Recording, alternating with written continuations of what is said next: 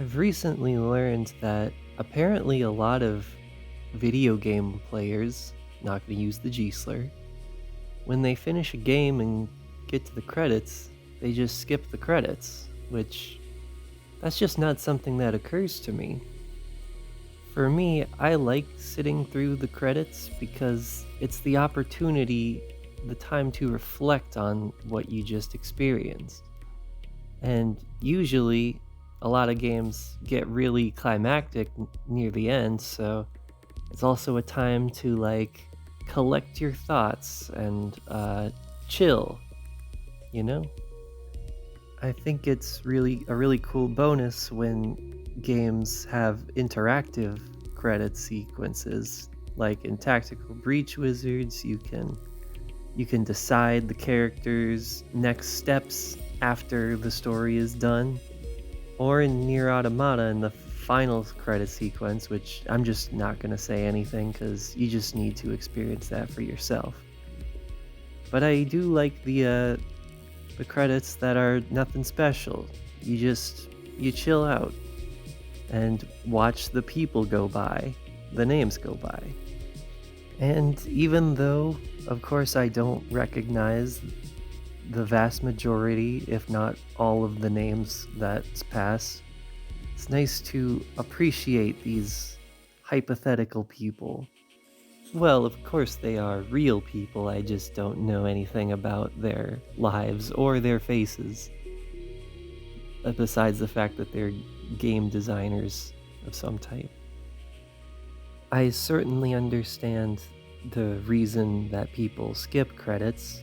Like, obviously, it's the end of the game, you finished it, might as well just go on to the next thing. But maybe we don't always have to chase the next thing. Maybe we can sit there and think about it, and think about all the good times you had, and maybe interesting stuff about the story, what you liked about it. While we're playing the game, all we're thinking about is what could happen next in the story, and what could happen after that. Or what's the game gonna throw at me next? What sort of boss?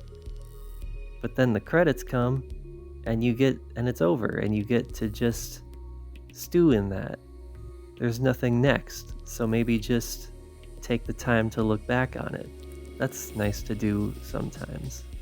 Although it isn't something that I would do for movies unless there's an after credits scene, and it's certainly not something I would do for like a TV show. Usually the TV show just skips the credits too. And I don't fully know what makes video games different. Though, wait, I think I do. It may be because I care more about games than I do about movies. Or it could also be the interactivity of video games. Versus movies, you're just an observer, but games, you're interacting with the story. And it could also be that movies are usually around like 2 hours, whereas games can be at least a little, sometimes a whole lot longer than movies. And that's a lot of time commitment. So if I'm going to spend that much time, I might as well reflect on that when the time comes, the credits.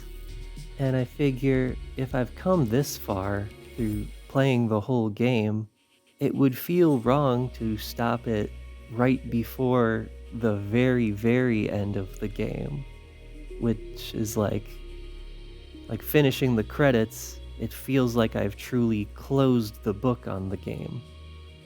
I do actually read the about the author section at the end of the book. Just sometimes at the end of the credits, there's even a thank you for playing from the developers, which, it makes me feel good. We it's nice to receive a thank you for viewers like us. Thank us. All of this being said, if there's more games that incorporate interactive moments or extra cool stuff in their credits, then I definitely would welcome that. Okay, just my 2 cents here. Good night, sleep tight, gamers.